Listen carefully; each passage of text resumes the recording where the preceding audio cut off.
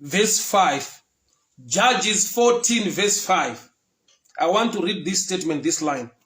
So Samson went down to Timna with his father and his mother, and they came to the vineyards of Timna. Now to his surprise, a young lion came rolling against him. A young lion came rolling against him. They were three. Samson went down to Timna with his father, his mother. So the three of them now. Samson, his father, and his mother. They were going down to Timna. So when they came to the vineyards in Timna, a young lion came rolling against him. Against him. Against him.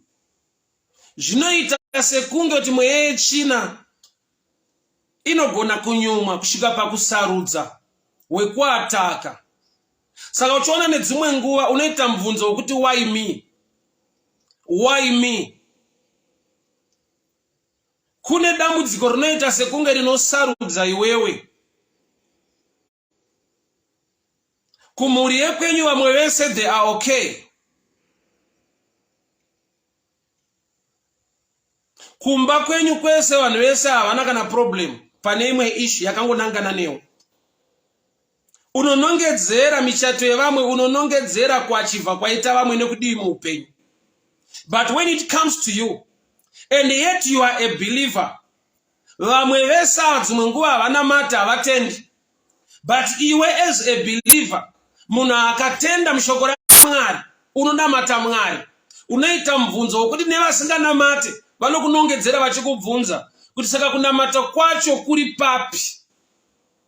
Kunamata kwako kuri papi? Ona isusu hatiende kumachechi kwacho, hatiite zvakati, but harisa upenyu hwedu. Tinorarama upenyu hunoita sekunge wakaropafadzwa, but iwe wacho uri kuenda kuchechi. Apa uri kuona here kuti a young lion came against him, not them.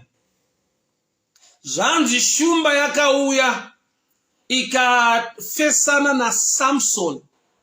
Yeti vaiva vatatu, amai vake, baba vake, na iye. Vari kufamba muma vineyards of Timna. But a lion came against him, not them. Ndopane nyaya yangu mangwanani ano. Zvichida aripo mudikana nemubvunzo iwoyo, why me? Pane dambudziko rinoita sekunge rinosarudza. Kune challenge inoita sekunge ingori meant for you. Vamwe vese haina basa nawo. Kana zvikaitika pane vamwe zvinoitika at a certain level, at a certain dimension. But pazvinouya kwauri zvinenge zviri too much. Variko vasangana nedambudziko irori. But zvasina kuita sekunge. There was a time andaimbova kuno kuindustry ndiri kubasa soku Bristol. We had a challenge babasa misikanzwa ngataita. But pakangouya the manager akabva akati vamwe vese handina basa nawo, maita misikanzwa yes, but uyu Trymore ndiye wandine nyaya nayo. I was the leader pa place iyoyo. So ndakanzi ini ndinda kudzingwa vamwe vese vanosara, but nyaya yataita inyaya yakafanana, tazviita tiri pamwe chete. Kune matambudziko anoita sekunge anosarudza. Vanga vari three in the vineyards of Timna, but the Bible writes a lion came and rode against him, not them. Shumba yakadzova kwaari, not kwavari. Kwaari meaning Samson, one person, not kwavari. A lion came and rode against him, not them. Remember, Samson una anointing. Samson uri pa mission yebasa ra Mwari. Mwari vasarudza Samson kuti vaite basa naye, ari mu line of calling. Then a lion came again. So zvimwe zvinouya, ndoda kuti utarise the positive side. Azviuye nokuti you are the most wicked. Azviuye nekuda kwokuti hauna kurongeka, hauna kutendeseka. But pane zvinouya against you nekuda kwekuti you are on mission and God is with you. So imwe confirmation yakuti Mwari unewe unotoiona from the negative side. Why targeting you? Zvafane kuti vashumiri vanenge vakawanda, but kune vashumiri vanogona kugara pasi to fight another minister of the word.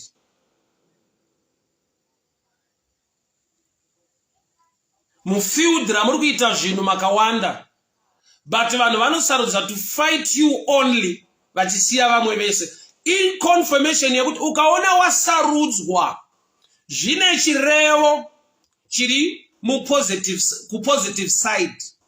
Maybe chauri kutadza uri kugunaiza okuunderstanda iwo wacho, but mweya china yagona kuzviona kuti pano ane nyaya ari kuenda kumisheni yaMwari ndiSamson. Ava vari kungoperekedza, but ane rwendo ane kwaari kuenda ndiSamson. Shumba inorepresenta a demonic attack rinogona kusenza kuti vamwe vese havana nyaya, but breakthrough yemhuri nekusumuka kweupenyu hwevanhu ava kwakavigwa pamunhu uyu.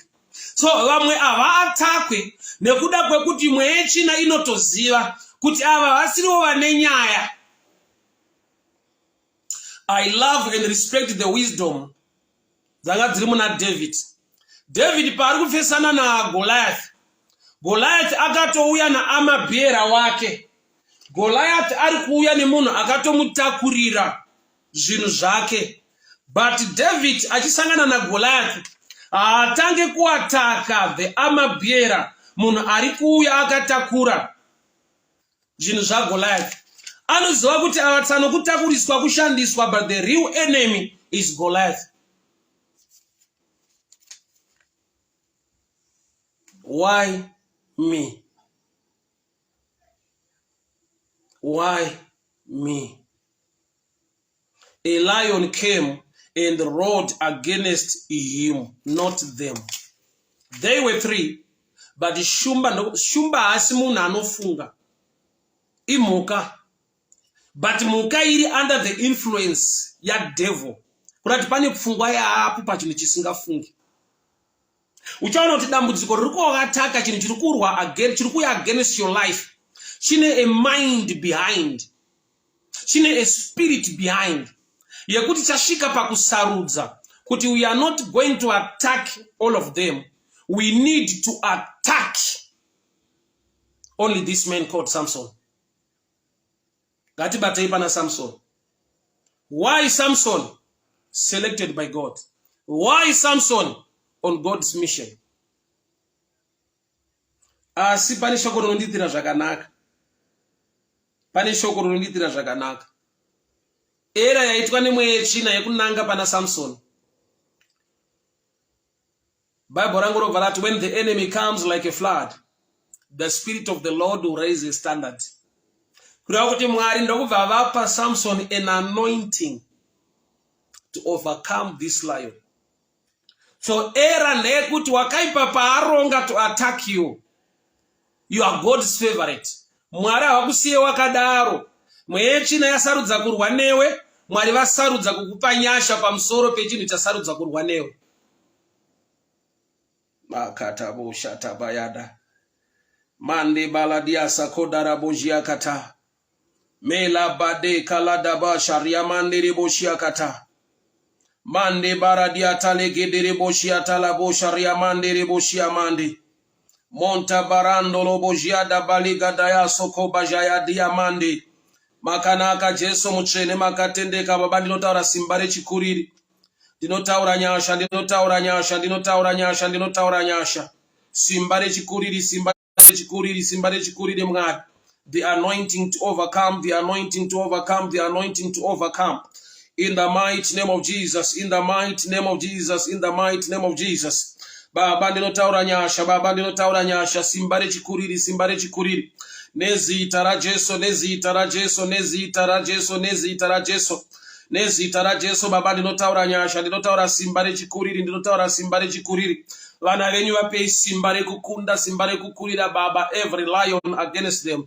Mweya china yasarudza kurwa nevana venyu baba imi vapeiwo nyasha vapeiwo nyasha vapeiwo nyasha vapei nyasha vapei nyasha mwari vapei nyasha vapei nyasha vana venyu vapei nyasha vapei nyasha vapei nyasha vapei simba rechikuriri vapei simba rechikuriri mwari wangu vapei simba rekukunda vapei simba rekukunda in the mighty name of Jesus in the mighty name of Jesus in the mighty name of Jesus in the mighty name of Jesus mutsvene wakatendeka wenyasha wakarurama mwari anogona anotida baba nekutirwira ndinotaura nyasha ndinotaura nyasha ndinotaura nyasha ndinotaura nyasha ndinotaura nyasha mangwanani ano ndinotaura nyasha mangwanani ano ndinotaura nyasha mangwanani ano ndinotaura nyasha mangwanani ano ndinotaura nyasha mangwanani ano nezita raJesu nezita raJesu nezita raJesu nezita raJesu baba vana venyu vapei simba rechikuriri vapei simba rekukunda vapei simba rekukunda mutsvene wakatendeka mutsvene wakatendeka mutsvene wakatendeka mutsvene wakatendeka ndataura nyasha ndataura favor ndataura nyasha ndataura favor ndataura nyasha ndataura favor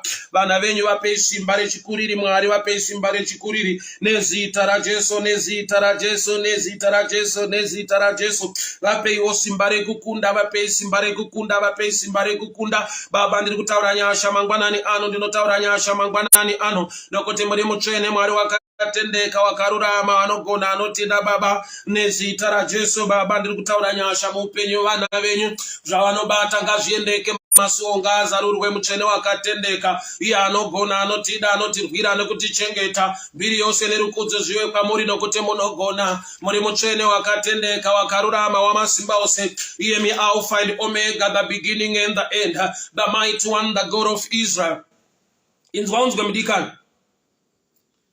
The lion came roaring against him. Verse 6. Back up at verse 6.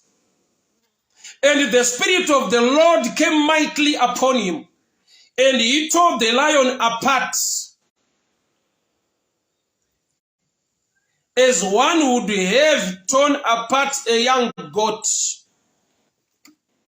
The Spirit of the Lord came mightily upon him. Baba ndino namata. May the Spirit of the Lord come mightily upon the viewers this morning. Kuzodza kwenyu simba renyu nenyasha dzenyu baba ngazviuye zvine simba pamusoro pevana venyu. Vachabvarura shumba sevanobvarura mbudzi. Vachabvarura shumba sevanobvarura mbudzi. Vachabvarura shumba sevanobvarura mbudzi. Baba ndinotaura nyasha ndinotaura nyasha ndinotaura nyasha muupenyu waDhadhi Tafi ndiri kutaura nyasha muupenyu waDiana Matsenga ndinotaura simba rekukunda simba rekukurira. A young lion came against Samson but the Spirit of the Lord came mightily upon Samson. Baba ndiri kutaura simba rechikuriri ndiri kutaura nyasha ndinotaura kuchengetwa nekugoreswa vana venyu baba mangwanani mukati merino gore. The mighty power of God, mighty power of God. Shoko renyu rati and the power of God came mightily upon Samson. Baba ndataura simba rechikuriri ndataura nyasha dzekukuda vana venyu ngavarangarirwe ngavagoneswe ngazviendeke mukati merino gore mukati merino nguva zviratidzei Mwari nekubata kwenyu kunoshamisa muzita raJesu Kristu weNazareta. Amen and amen. Amen and amen. May the good Lord bless you. May the good Lord favor you. May the good Lord bless you. May the good Lord favor you. Maisha miso Mwari wakuitire nyasha. Embi Maisera, may the good Lord bless you. Sharon Owe, may the good Lord favor you. Diana Matsenga, a good day to you. God bless you. Mwari wakuitire nyasha zvikuru. Nyasha dziwanzwe hama dzangu. Dennis Alfik bwanja mfumo wanga Mulungu akudariseni zikomo kwambiri. Thank you so much. Thank you so much. Evans Garwi. May the good Lord bless you. May the good Lord favor you. Daddy Tafi, God bless you. God bless you. God bless you. Kezia Gagi. Giuta Sekai Nashe Janda Ziva. May the good Lord bless you. May the good Lord favor you. Mwari wakuitire nyasha. Mwari wakuitire nyasha. Mwari wakuitire nyasha. Beauty, may the good Lord bless you. May the good Lord favor you. Let me speak a blessing over your life. In the mighty name of Jesus. Kezia Gagi, I pray over your family. Mwari wa Israeli mchene wakatendeka akurangarirei. Mwari wa Israeli mchene akatendeka akurwirei. Father, I speak blessing over your people this morning in the name of Jesus, the God of Israel. Ndirikunamata baba. Vana venyu ava ngavarangarirwe. Sesimba ramakapawo kuna Samson rekukunda shumba yakajova against his life. Baba kune shumba kune madhimoni, kune mweya yetsvina yamira against your children, against your people this morning. I pray for the mighty power of God to empower them so as to overcome. Vapei simba rechikuriri, vapei nyasha dzekukunda. Muzita raJesu Kristu weNazareta. Amen. Mwari ngavakuropafadze paunopinda, Mwari ngavakuropafadze paunobuda, Mwari ngavaropafadze zvinobatwa nemaoko ako, Mwari ngavachengete mhuri yako. Mukati merino gore sumudzirwa nyasha, spirit of elevation, promotion and favor dzibate paupenyu hwako. Urwere huri munyama yako ndinourayira iko zvino nezita raJesu Kristu weNazareta. Poreswa, poreswa, poreswa, poreswa. Gamuchira utano, Mwari ngavakuwanire nyasha. I minister healing over your life this morning in the mighty name of Jesus Christ of Nazareth.